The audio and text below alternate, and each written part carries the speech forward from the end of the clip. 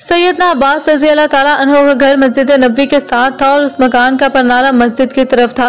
जब बारिश होती तो परनाला से पानी गिरता जिसके छींटे नमाजियों पर पड़ते। सैयदना उमर रज़ी अल्लाह ताला अन्हु ने नमाजियों पर छींटे पड़ते देखे तो परनाले को उखाड़ फेंका। सैयदना अब्बास आए, देखा कि उनके मकान का परनाला उतार दिया गया है। पूछा, ये किसने उतारा? जवाब मिला, अमीरुल मोमिनीन ने नमाजियों पर छींटे पड़ते देखे तो इसे उतार दिया। सैयदना अब्बास ने काजी के सामने मुकदमा दायर कर दिया। अमीरुल मोमिनीन अबी बिन काब रज़ी अल्लाह ताला अन्हु की अदालत में पेश हुए तो जज साहब लोगों के मुकदमात सुन रहे हैं और सैयदना उमर अदालत के बाहर इंतजार कर रहे हैं।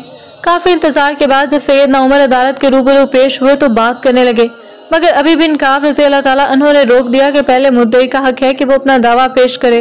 ये उमर के दौर का चीफ जस्टिस है। सैयदना अब्बास दावा पेश करते हैं कि मेरे मकान का परनाला शुरू से मस्जिद नबवी की तरफ था। ज़माने नबी के बाद सैयदना अबू बकर के दौर में भी ये यही रहा, लेकिन उमर ने मेरे मकान का परनाला मेरी अदम मौजूदगी में मेरी इजाज़त के बगैर उतार दिया है, लिहाजा मुझे इंसाफ चाहिए। चीफ जस्टिस अबी बिन काब रज़ी अल्लाह ताला अन्हु कहते हैं, आप बेफिक्र रहें, आपको इंसाफ मिलेगा। काजी ने सैयदना उमर से पूछा कि आपने सैयदना अब्बास के घर का परनाला क्यों उतारा? 22 लाख मुरब्बा मील का हाकिम कचहरे में खड़ा होकर कहता है, सैयदना अब्बास के मकान का परनाला मस्जिद नबवी की तरफ था। जब बारिश होती है परनाले से पानी बहता है और छींटे नमाजियों पर पड़ते हैं जिससे नमाजियों को परेशानी होती है, इसलिए मैंने उतार दिया। अबी बिन काब ने देखा कि सैयदना अब्बास रज़ी अल्लाह ताला अन्हु कुछ कहना चाह रहे हैं। पूछा, आप क्या कहना चाहते हैं? सैयदना अब्बास कहते हैं, ये जिस जगह मेरा मकान है यहाँ रसूल करीम हज़रत मोहम्मद सल्लल्लाहु अलैहि वसल्लम ने अपनी छड़ी से मुझे निशान लगा कर दिया और मैंने इसी जगह मकान बनाया। फिर जब परनाला नस्ब करने का वक्त आया तो रसूल पाक हज़रत मोहम्मद सल्लल्लाहु अलैहि वसल्लम ने कहा, चचा मेरे कंधे पर खड़े होकर इस जगह पर नाला नस्ब कर दें। मैंने नबी पाक के कंधे पर खड़ा होने से इनकार किया, मगर भतीजे के इसरार पर मैंने उनके कंधे पर खड़ा होकर यहाँ पर नाला नस्ब किया। यहाँ पर नाला नबी पाक सल्लल्लाहु अलैहि वसल्लम ने खुद लगवाया था। अबी बिन काब ने पूछा, इसका कोई गवाह है आपके पास? सैयदना अब्बास जल्दी से बाहर गए, कुछ अंसार को लेकर आए और उन्होंने गवाही दी कि सैयदना अब्बास सच कह रहे हैं।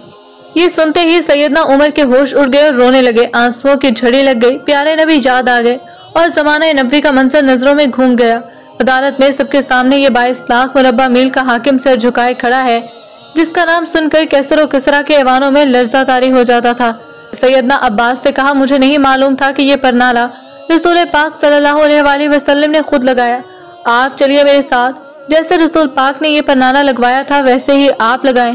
चश्मे कायनात ने देखा कि वक्त का हाकिम दोनों हाथ मकान की दीवार से टिकाकर खड़ा हो गया, बिल्कुल उसी तरह जैसे रसूल पाक खड़े हुए थे। सैयदना अब्बास अमीरुल मोमिनीन के कंधों पर खड़े हुए और दोबारा उसी जगह पर नाला लगा दिया।